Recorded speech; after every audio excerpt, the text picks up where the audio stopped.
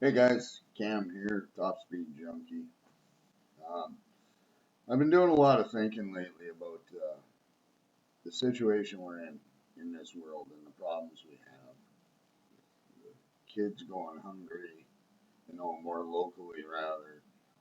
I mean, we can all act on all these little things. Global warming. Some people say it doesn't exist. Fine. If you believe it doesn't exist, great. It doesn't exist. But you have to understand that pumping millions of tons of pollution into the air has negative effects on everybody. If you don't believe that, this video isn't for you.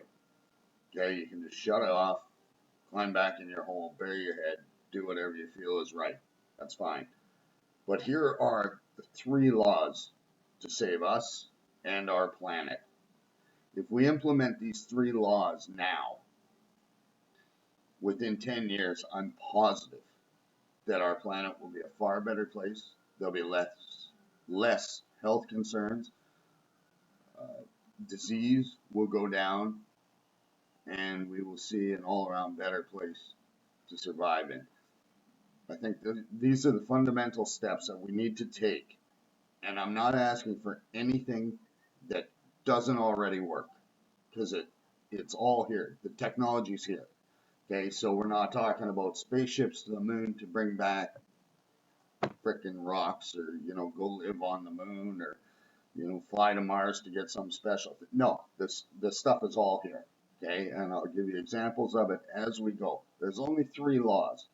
Okay, if these three laws were enacted tomorrow, by the end of this year, we'd see a massive reduction in the amount of pollution. At the end of 10 years, or 5 years actually, at the end of 5 years, we would see such a reduction in pollution. Um, we can literally turn back the clock from what humans are doing to this world.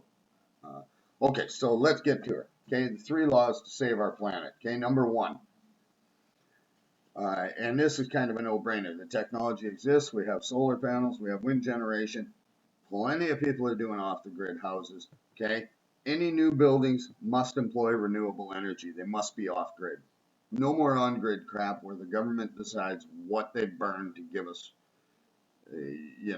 or fuel moguls decide what they burn to give us energy. Okay, every new building has to be self-sufficient.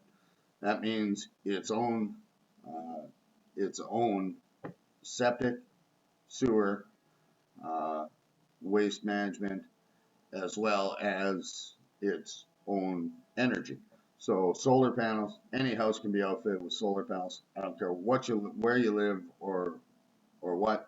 If you live somewhere like the North Pole, you'd have to enact not only solar but wind generation. The beauty of living north is that it's quite literally the land of a thousand lakes. And lakes have rivers. Rivers are a great source of hydro energy. So, and it's, you know what? People say, oh, well, that's cost prohibitive. Well, it's not. If you put a 30-year solar system onto the price of a new building and mortgage that amortized over 30 years, I will guarantee you your monthly bill will be about half what you would spend on electricity, okay, for that. And that's paying interest on it and everything. Now we can discuss other things, like I believe that the government should kick in uh, funding for this. That's kind of a no-brainer. They won't, because really our politicians are bought and paid for by big oil. But ideally, they would offer 0% financing to any home that's got renewable energy on it. And they would place a lien on the home for that renewable energy, so that if the person who owned the house ever defaulted, when the new owner bought the house, the government would get paid. It'd be a zero risk loan. So, plain and simple. Uh, you know, if you're buying a house now, though, chances are you're going to pay your mortgage. I know there's people out there that don't. Those houses get sold, government would still get their money back. Not a big deal. Okay, um, and all that they could insure that somehow that remains with the house. I don't know how, but I'm not here to deal with the logistics, all of the logistics. There's going to be questions, comments, and concerns about this. I'm just here to give you the 3 laws that are going to save us. Okay, so that's number 1. Any new building permit issued must have renewable energy and be self-sufficient. Okay, so that's any house, any business, anything has to have that. Okay, number 2, as of the 2017 model year, uh, all vehicles sold will be zero emissions. No more of this 10% reduction BS crap. Okay, we look at companies like Tesla. Elon Musk has proven that we can provide cars with 400 kilometers easy. Easy. I mean, he did this in the face of such adversity. 400-kilometer range, plug it in, and you go, oh, well, what would happen to all the gas stations? Well, we're still going to have to charge these somewhere. Elon Musk and Tesla have introduced a supercharger system. In about 15 minutes, you can charge your battery to about half full, about 200 kilometers range. So that technology would advance much quicker if we enacted this law. All gas stations that now sell fossil fuels would then sell electricity. But keep in mind, refer to Law 1. Any new building permits issued must have renewable resource energy. So all those gas stations cannot be online, on grid. It's a new building permit that would have to be issued for them to create the infrastructure. That infrastructure would have to run on renewable energy, solar, and whatnot. Trust me, this goes in within 6 months. You're going to see 1 kilowatt solar panels the size of your freaking cell phone for a nickel. It's going to be unbelievable. Technology would keep up immediately. Not to mention, even if it didn't, we got 310 watts Kyocera panels, a decent grid of 50 to 80 panels would easily power, solar charging station. It's not a big deal. Lithium-ion technology for batteries, great storage, small space, huge up and downs. You can use the whole battery capacity. Just a wonderful set. That's actually what they use in the Tesla. Now, there's plenty of electric vehicles out there. Make no mistake, companies like Fiat and Chevy Volt with their joke there, Chevy Volt, that thing, here, get your 6 miles of range. We'll charge you 3 times as much for the car. What a bunch of fools. Anyways, these companies would just immediately start releasing cars. The fuel economy and BS would be a thing of the past. Corvettes would still exist. Lamborghinis would still exist. All these cars would still exist. It's just they'd be powered by batteries. Lithium ion, single cells, 18650 cell batteries put into big series, incorporated into the frames of vehicles, just like Tesla did. It's not a huge jump. All you need to do is put a tiny amount of R&D towards it. Chevy uses billions of dollars of R&D every year.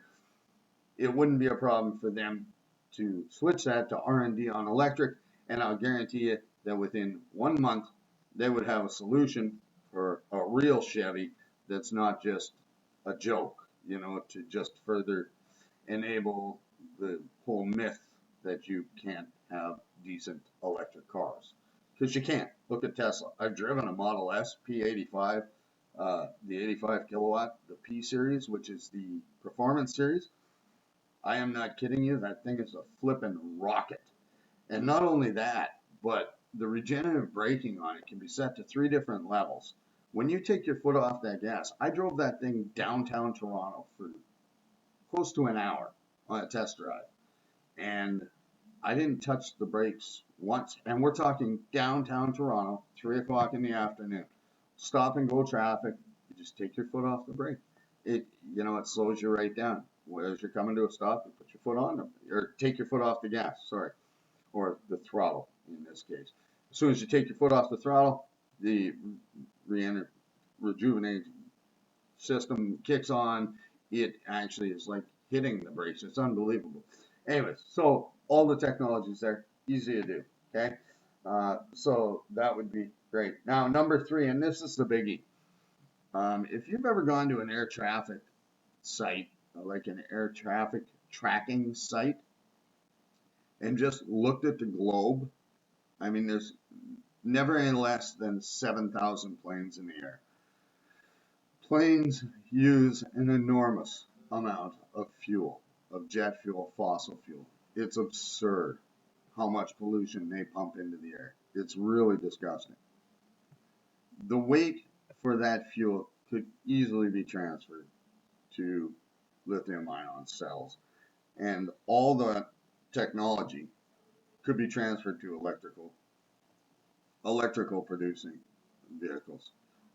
You know, it's to tell you the truth, fossil fuel burning is about the worst way to power anything. Sorry, I keep looking to my left here, the screen. I'm just trying to make sure I'm still in focus there. Anyways, the to burn fossil fuels, I mean, you get less than 50% efficiency.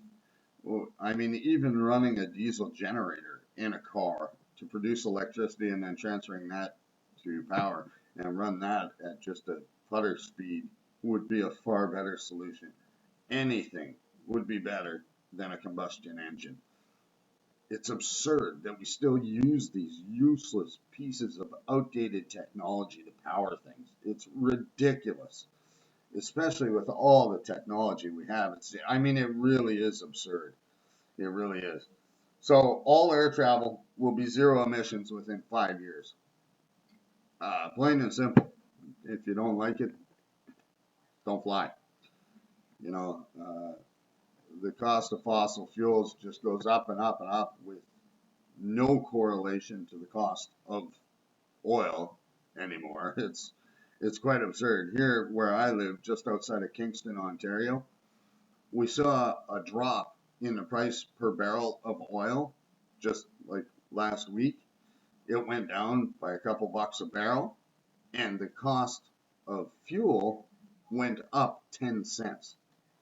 It's, I mean, it's ridiculous. Not to mention, price fixing is actually against the law here in Canada.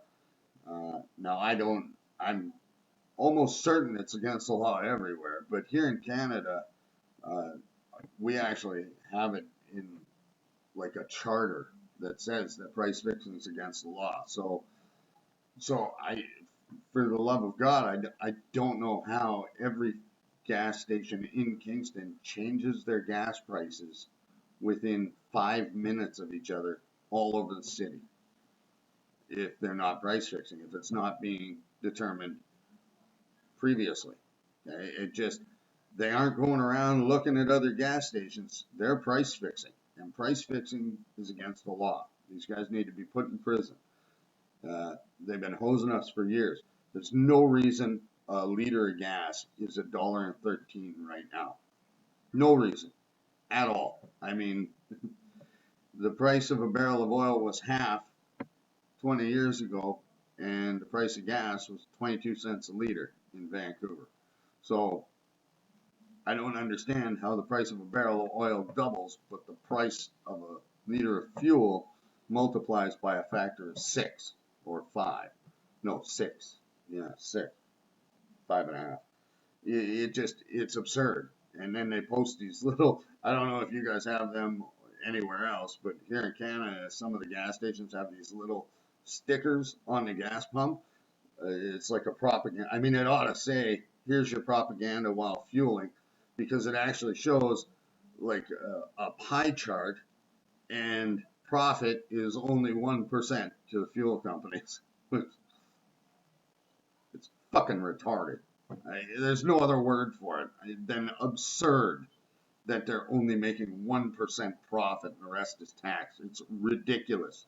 Okay, the taxes remain constant. The fact that gas prices go up and down and fluctuate like ridiculously is just a shell game that they've been playing forever. It's time to eliminate them from the equation. They've had their thumb on our heads for too damn long.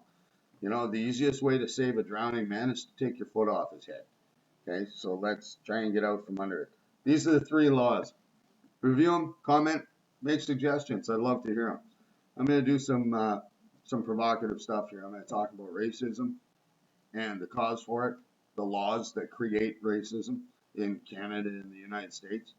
Because make no mistake, it's created by the government, by the laws, and by the inequality that they set forth using laws. And I'm going to do a video on it here shortly.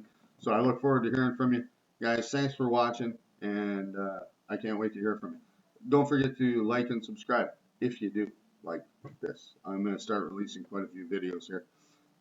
And I'm also going to be starting a Kickstarter program here to show exactly what it would take to build a house and drive a car and live a life that is zero emissions. So, I'll design the home and I'll make the plans readily available online, open source. And that'll be architectural drawings, not, oh, here's a picture of the house. I'm going to design, build a home, a 3-bedroom home that can be changed to 2 bedrooms or 1 bedroom, depending on your needs.